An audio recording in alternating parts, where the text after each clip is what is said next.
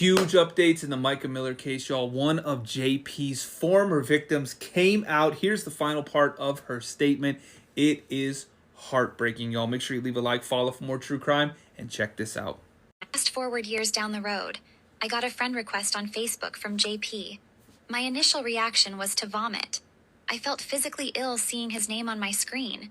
Yet some part of me wanted to know where his life was. Surely he was miserable and alone and just leading a terrible life, right? So out of curiosity, I added him and looked around. I was on my way to Myrtle Beach at the time to visit my grandparents and had posted about that. He messaged me and asked if we could get together and talk. I reluctantly agreed.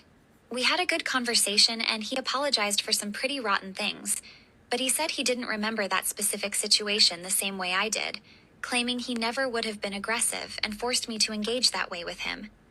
I sat there in tears, angry that he was pinning this on me, laughing at me the entire time, and you could just sense the negative energy in him and dark aura.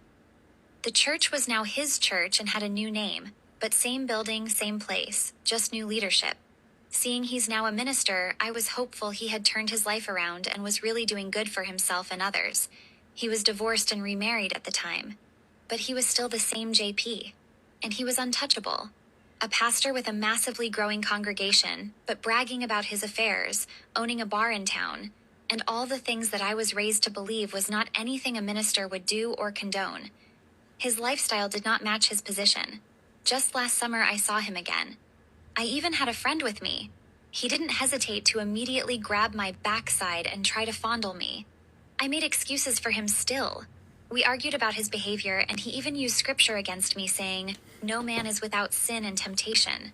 God understands that. It's his word." This conversation went down a rabbit hole of infidelity and corn addiction, etc. He even went on to make a Facebook post about corn and the Bible, and how a submissive wife aligned with Christ would understand and support her husband through his worldly struggles. As more came to light, from indecent phone calls and him sending inappropriate photos and videos of himself to me, I ended up blocking him on all social media and from being about to contact me. I'm not even bringing into this the portion of conversation having to do with the ways a full-time pastor has to be able to afford a certain lifestyle. At this point, I went through another phase of doubting myself and questioning everything. I went through another several weeks of depression and reliving what had happened and why in the world I would attempt to allow him back in my life.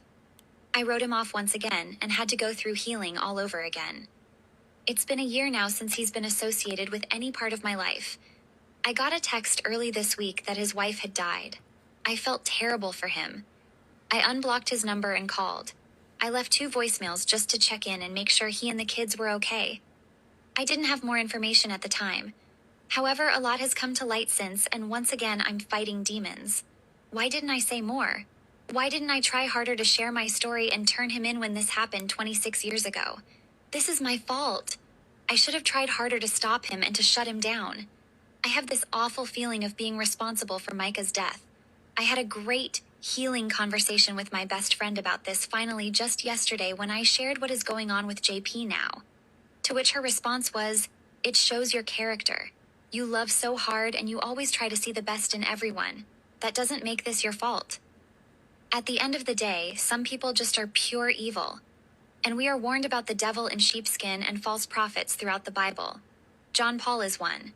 And unfortunately, as shocked as I am about the events that have taken place, and the bullets in his wife that can't be associated with self-inflicted unaliving, and his sermon a matter of hours after learning of her death, to the disgusting way he brought it up to the congregation, and his persistence in having her cremated, and not allowing family to see her body.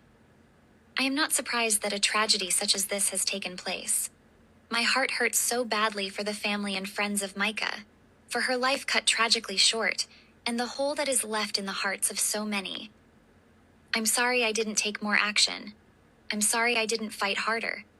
I'm sorry I was afraid to share more and go toe-to-toe, head-to-head to take action and end this before it got to the point of a 30-year-old woman lost her life while trying to get out from his abusive grip.